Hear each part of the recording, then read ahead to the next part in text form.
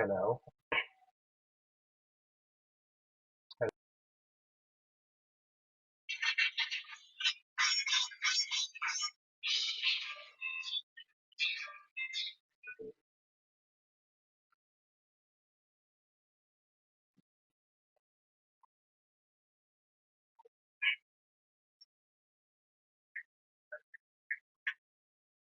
hello,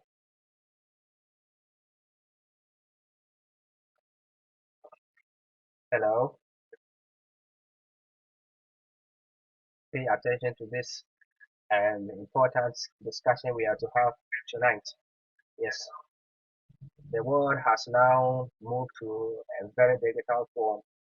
Yeah, so that's why today Karma Tech Online, in partnership with DFINITY Foundation, is here to give you a very good education about the internet computer system and then the blockchain technology. So, thank you for your time. Thank you for joining us online. Yes. Uh, so without wasting much time, I think I will just go ahead and start the discussion straight. Yes. And so the topics we are going to cover for today is what you are seeing on your screen: Definitive Foundation and an introduction to the Internet Computer Protocol, setting up crypto wallets for ICP, introduction to Discord community server, and then also brief on where to buy and sell your ICP crypto. So thank you for having us here. Yeah, I hope this session will be very educative and entertaining as well. So let's just go ahead and kick in. So as mentioned earlier, we'll be saying something small about money. Yes, let's say something small about money. We'll be talking about money and its evolution. Yes. So according to the written money is a commodity accepted by general consent. This our life or rather something else. So why is money so important in this our daily world? Yeah, money is very important because money allows us to meet our basic needs. If you are hungry, you have to buy food and shelter. You have to pay for your health care, and you have meeting these needs is very essential. Yes, and if you don't have enough money to do so, then our personal well-being and the well-being of the community as a whole suffers greatly. If you don't have money, you suffer greatly. So, in general, when you have to summarize this chapter, we know that money is a commodity accepted by general consent as a medium of economic exchange, and it is a medium in which prices and values are expressed. So let's move on and see how far. So we have the evolution of money. Evolution of money is also very important in terms of years.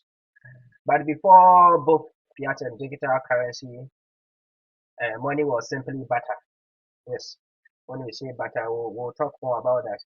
Yes, money was simply barter. Two people would agree to exchange their goods and services in an amount that they believe had equal value, and that is what the barter was talking about. So there were many difficulties and inconveniences in the barter system around the globe. There was a need for accepted medium of exchange. Yes, with the passage of time, yes, as it has been explained earlier, it's when two people who agree to exchange their goods and services in an amount that they believe had equal value.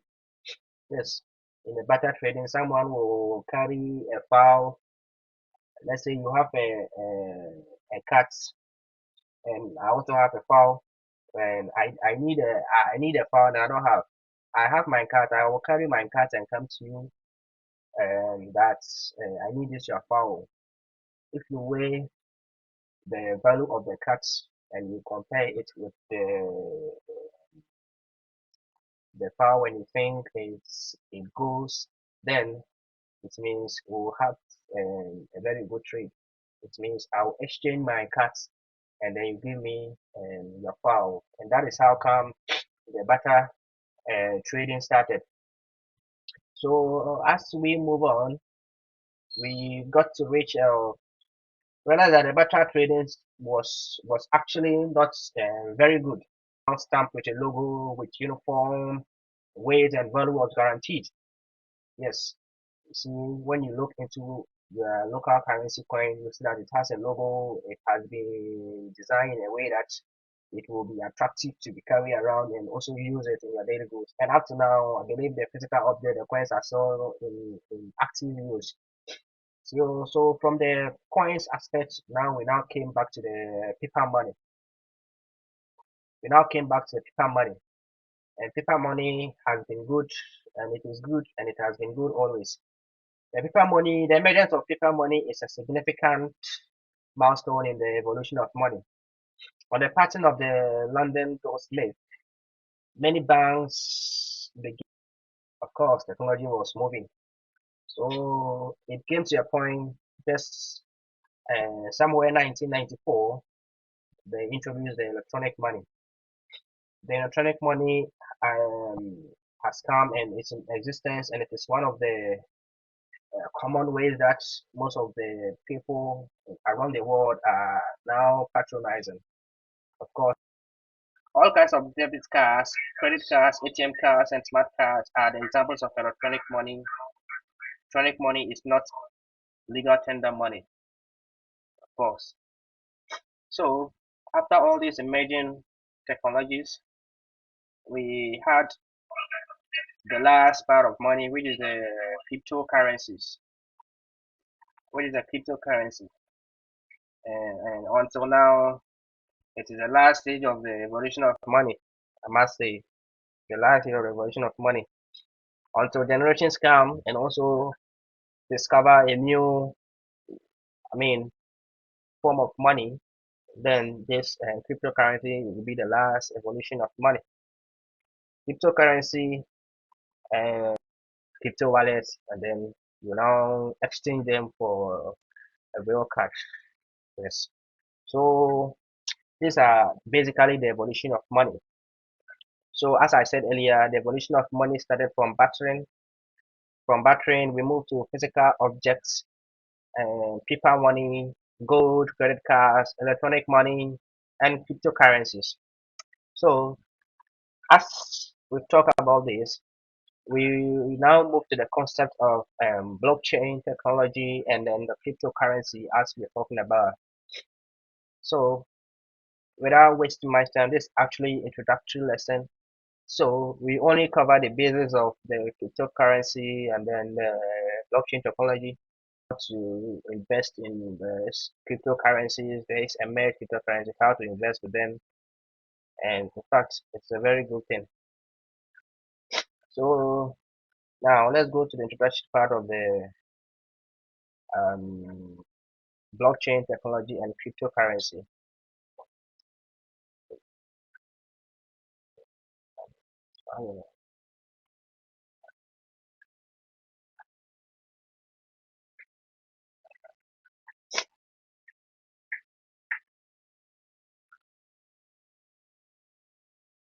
So blockchain is a system, it's a digital ledger of transactions that is duplicated and distributed across the entire network. So the need for blockchain is very, very necessary in our daily life. So let's talk very brief about the blockchain technology before we now move into the cryptocurrency and then we talk more about it. The blockchain technology is a very big technology that has been involved in this our system. Yes, the blockchain technology as a public ledger system, blockchain records and validates each and every transaction made, which makes it secure and reliable. Yes, that is what blockchain technology has to say about it. So all the transactions made are authorized by miners, which makes the transaction immutable and prevent it from the threat of hacking. money has come, and we are in a digital world whereby we have people learning advanced in IT, hacking, and all of that. So, so all the transactions made are authorized by miners. So it means that the banking system and all these organizations are not fully secure. They're secured alright, but any good programmer or hacker can easily attack this banking system and have access to your informations and make away with a very hoping sum of money. And to be so, the system that is actually managing the blockchain technology is hackable. So let's move on to the blockchain technology. Discard the need of any third party or central authority for peer-to-peer transactions. It allows the centralization of the technology to uh, so cryptocurrency, as we talk about. So we are here today because of this cryptocurrency. Unless those who are into programming and developers who will get this understanding of this algorithms. The use of encryption technologies means that cryptocurrencies function both as a currency and as a virtual accounting system. So, in simple words, cryptocurrency is a digital asset. The name originates from the fact that all of its transactions are highly encrypted. Yes, it's originated from the fact that all of its transactions are highly what? Encrypted. Currency, of course, you can. Let me break some of these terms down so that we can all get better understanding of what we are here for. Yes, when let me tell you a brief history about this cryptocurrency. As I talked earlier about this barter trading, the caveman era, people used the barter system in which goods and services are exchanged among two or more people. For instance, clearing flows. As I told you, the barter system was not effective. It was having a lot of flaws, which was not making the transaction so secure and accurate because people's requirements have to coincide. If you have something to trade, someone else has to want it, and you have to want what the other person too is offering. So there is no common measure of value. You have to decide how many of your items you are willing to trade for. Other items and not all items can be divided. For example, you cannot divide a live animal into smaller units. Of course, you can't. The goods cannot be transported easily. Currency went through a few iterations. So an official currency was minted. Yes, the gold-plated florins were introduced and used across Europe and from many countries. The paper currency gained widespread popularity and ended up being used around the world. This is how modern currency, as we know, it came into an existence. Modern currency includes paper currency, coins, credit cards, and digital wallets, which I've talked about earlier. We have, for example, like the Apple Pay, Amazon Pay. So it means that all this evolution of money, all these systems we talk about, they are being controlled by a centralized what regulatory authority that limits how the paper currency and credit cards work. So they have to limit. There are certain things that they cannot be used for because it is being regulated, it's being um, head by a very large body. The authority on it is very high, which means that it doesn't have the right to do certain things that beyond it. Yes. So this is why the need for cryptocurrency came into an existence. So now let's do a little comparison between the traditional currencies and cryptocurrencies. Imagine a scenario in which you want to repay a friend who bought you lunch by sending money online to his or her account. Theft. Yes. Or better still, the transfer limit for you or your friend's account could have been exceeded. And these all are some of the limitations that the local currencies were having. Even up to now, when you check the electronic mobile system, even with your current mobile money, it has a limit. You can, when you do a lot of transaction with your normal mobile money wallet per day, you have a transaction limit that when that limit is reached, you can't do anything else unless the next 24 hours, which is in fact very disturbing for individuals who are dealing with big sum of money. So there is a central point of failure, the bank. So this is why the future of currency lies with cryptocurrency.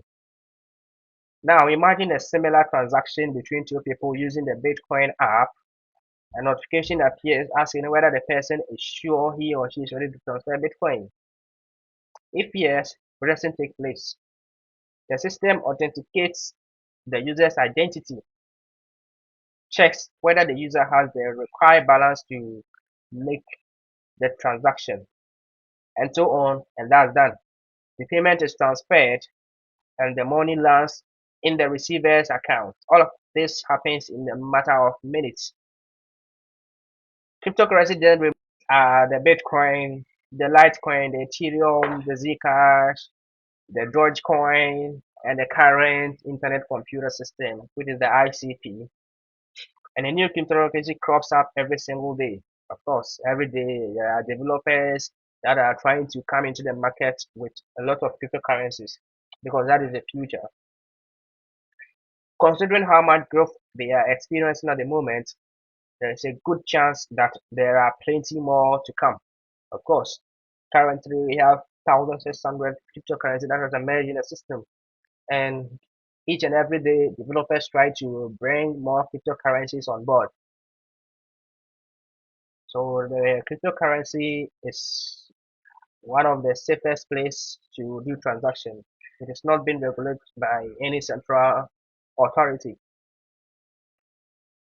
Moving forward, let's discuss what is the cryptocurrency itself. Technology. Cryptocurrencies can serve as both currency and an accounting system. So a cryptocurrency is a digital or virtual currency that is meant to be a medium of exchange. It is quite similar to real world currency, except it does not have any physical embodiment and it uses cryptography to work. So I believe these explanations are making a lot of sense to it. So let's talk a little benefits that this blockchain technology comes with. So with cryptocurrency, the transaction cost is low to nothing at all. Unlike, for example, the fee for transferring money from your digital wallet to your bank account. You can make a transaction at any time of the day or night, and there are no limits on purchases and withdrawals. Of course, when you are to transfer money from your current bank account and your mobile money account, you realize that there is a massive charge that you have to pay before the transaction can also be processed. But with this cryptocurrency, there is no charge on it. And even if there is charge, the charge is very, very low. Very, very, very low that you could imagine. So that is it for you. The fee for transferring money from a digital wallet to a bank account, you can make a transaction at any time of the day or night. Of course, it is 24-hour place whereby you can deal with anything in the future and it is free to use.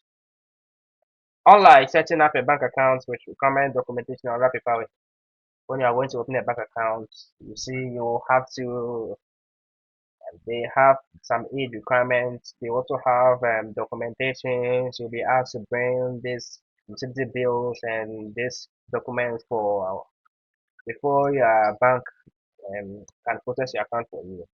But this cryptocurrency has come to solve all these problems for us.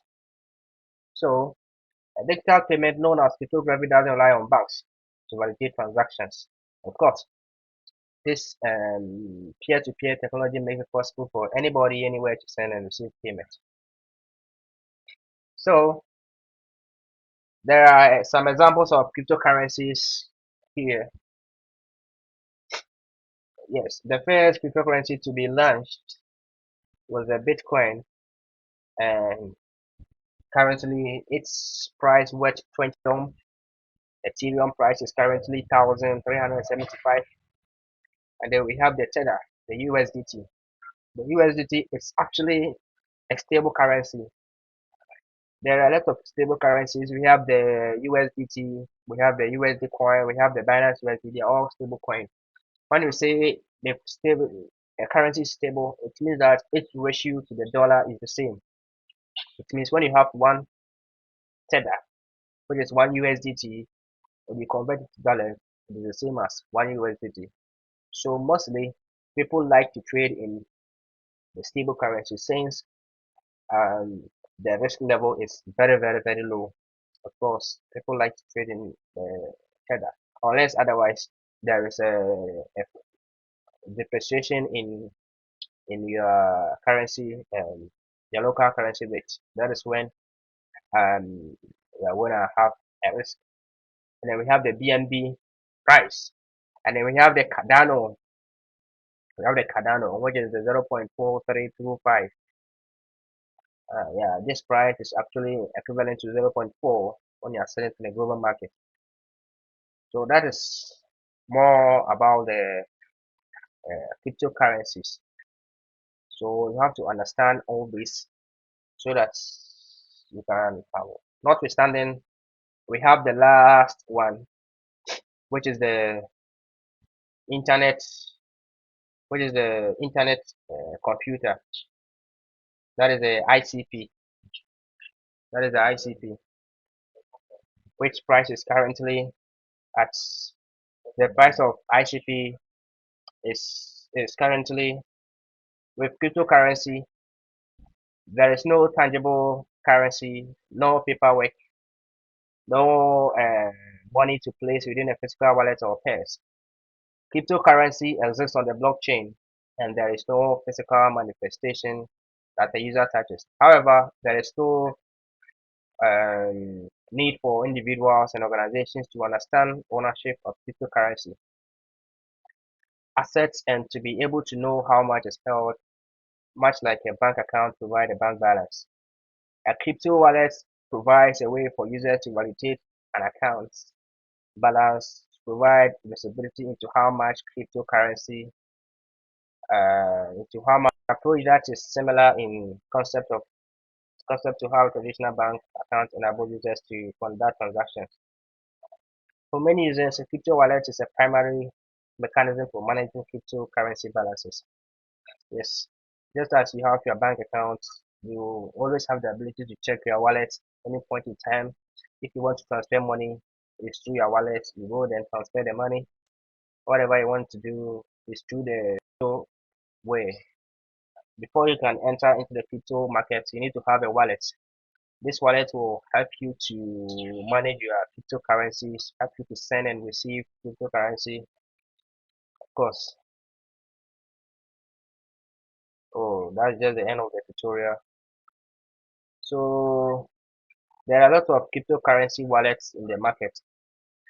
Yeah, there are a lot of cryptocurrency wallets in the market. There are lots, depending on the cryptocurrency you want to create. However, there are general ones that everybody can have access to, and then a whole lot. However, we'll be having our second event tomorrow, which will be on Zoom. Our second event will be held on Zoom. It's like we're having challenges with the Facebook, which is not making our